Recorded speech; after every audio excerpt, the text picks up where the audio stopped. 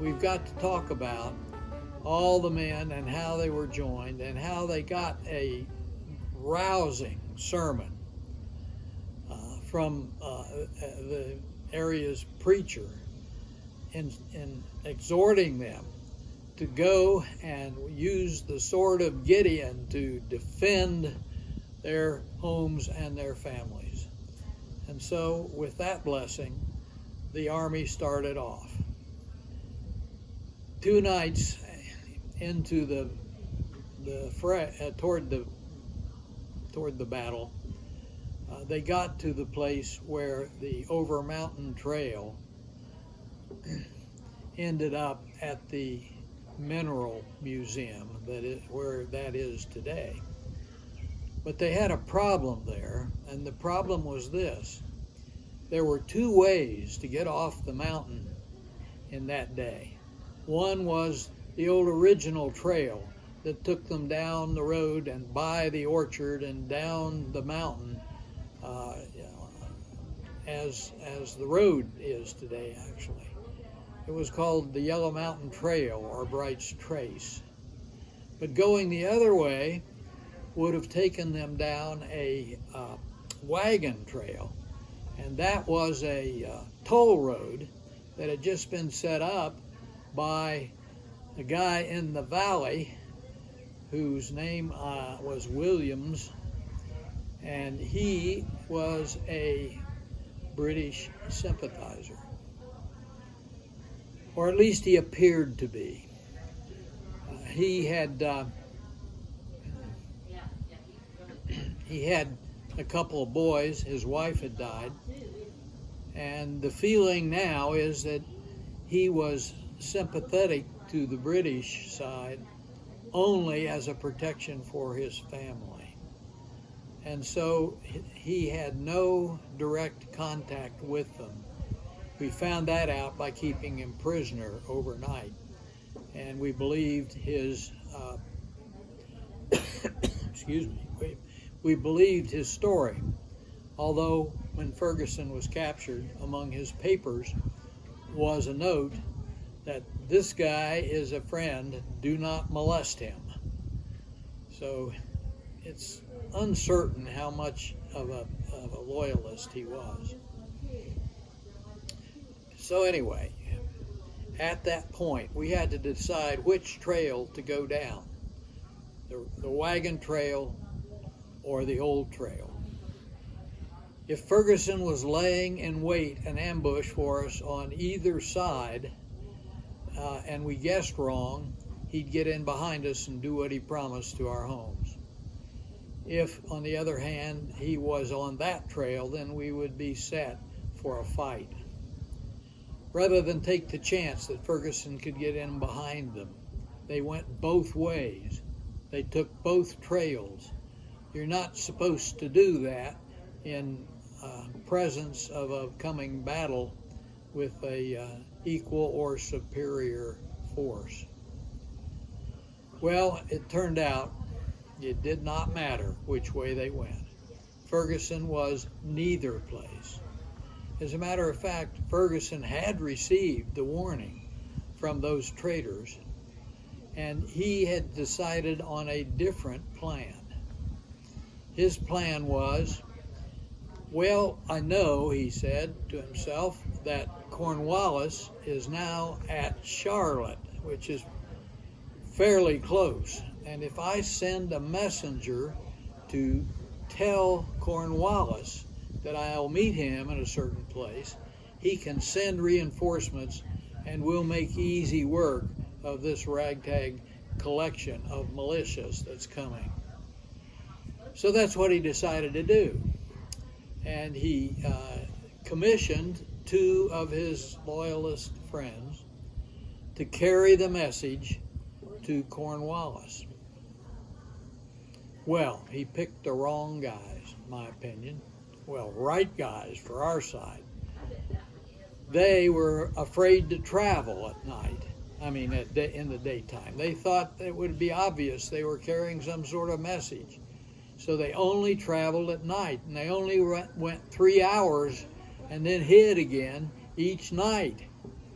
They got to Cornwallis and told him the message, but it was on the very day of the battle at King's Mountain. So Ferguson did not receive the 400 British troopers that he wanted. And that was a key point in the battle. Well, okay, now the men have come off the mountain safely, and they have reunited and gone on to a place near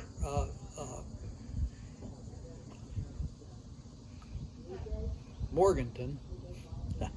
Okay, reunited and went to a place near Morganton at a McDowell farm where they were treated nicely. The McDowell owner tore down his locust fences, and they burned them, and he brought as much food out as he had, and they refueled at the McDowell farm. Well, okay, let's see. We were sort of thinking about the traitors that got away from us and how that changed our battle plan. And it nearly cost us the battle, actually, because we had planned that we were going to be, maybe 2 or 3 days finding Ferguson and fighting him, and we would be back home safe within the week, or if not, we would be dead trying. So our battle plans were a week and back home. That was not to be. Even though we'd only planned for a week, and even though we only had that much food in our saddlebags, after a week we still hadn't found Ferguson. The army was getting restless. Why can't our leaders get together? Well, I'll tell you, leadership was a bit of a problem. Each of the groups that were fighting under a militia, like the militia leaders were colonels, and the senior colonel of all in the area was a McDowell, and so he was theoretically in charge of the army. But McDowell had a bad reputation with the fighters. He seemed to enjoy the bottle a little too much, and he seemed to be indecisive in battles.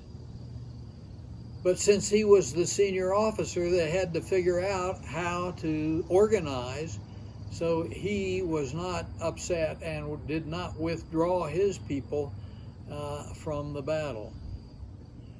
They decided to send him to General Gates, Horatio Gates, over at Hillsborough, clear across the state. And General Gates was still there with almost no army, but he was still in charge of the Carolinas, at least in theory. Gates himself covered himself with dishonor in the early arrival of Cornwallis and Cornwallis's army. He fought a battle at Camden, and he retreated as quickly as he could, leaving his guys on the field. He killed a horse, he was driving him so hard, and he killed a second horse, and it took him 3 horses to get back to Hillsborough and safety. He ruined his reputation in that battle. But he was still nominally in charge of North Carolina. So they sent McDowell to go tell Gates what was happening and ask Gates to appoint a leader. They knew it would take a week for McDowell to get there, and they knew the battle would be over by then, so they were moving him out of the picture in an honorable way as much as they could. That left the colonels of militias, mainly from North Carolina, but also Cleveland from Virginia. And so they decided to make him the nominal leader of the battle plans, because that way McDowell would not be dishonored in any way. So that's the way it unfurled. But I'll tell you, from my observation of this battle, the leader on the battlefield was Isaac Shelby. So anyway, now we've sort of solved this.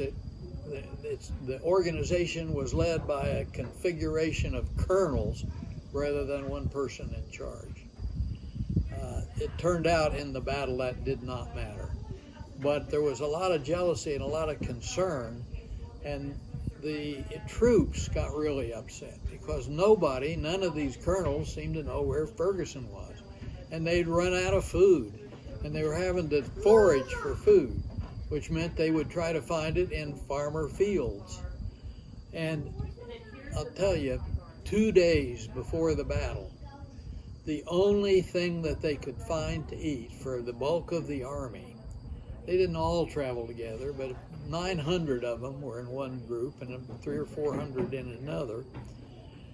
Only 900 made it to the battle at Kings Mountain. And they were largely the 900 that I'm going to tell you about and what they ate for dinner in the pumpkin patch. It was green pumpkin. And green pumpkin, consumed then and today, had the same effect on a person's digestive system. It was not a pleasant thing to encounter, though it was not life-threatening. So those that chose had diarrhea, and those that chose not went hungry. They got up either way at 4 o'clock in the morning the next day. They rode 20 miles to Cowpens, which is the scene of a battle 2 months later. When they got there, Isaac Shelby, through a great deal of luck and heroism on some of the other people's part, had found out where Ferguson was.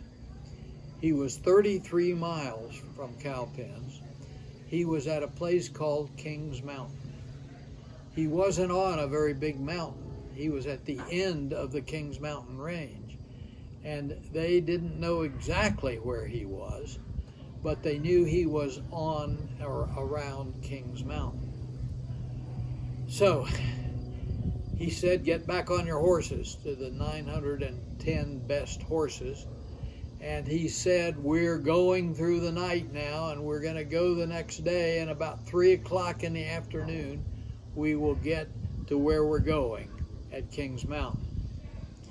Well, they weren't exactly sure where they were going. They knew Kings Mountain, and it took the ingenious work of a spy on our part who had represented himself as someone who wanted to go fight with Ferguson to a house full of ladies. There were 2 of them there at least, and one, when the guy from our side asked where should he go to join up, she said, "I fed them breakfast this morning, and they are on the top of the ridge at the end of Kings Mountain." So into that home burst some of our officers on a pre-planned invasion of the home, and they grabbed the guy that had learned what the deal was and said he was a dadgum Yankee, he was a patriot, and they were going to hang him.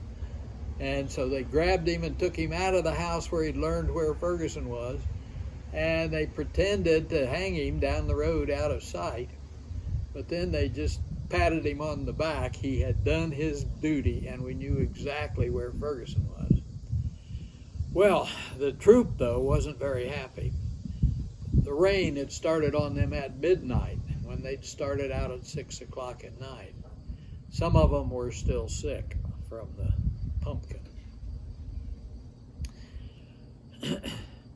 They kept going through the night and through the rain, and the rain stopped about noon the next day. There was outcry of people that wanted to stop, find something to eat, rest up before they went to the battle. Isaac Shelby said, no, we're going. I will go into the teeth of hell before I stop. So they followed him.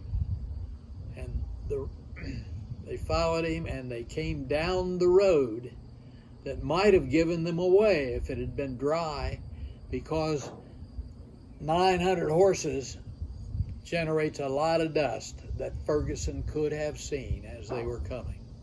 But it was muddy, and that saved some lives. Okay, we're getting ready to talk about the battle in my next interlude.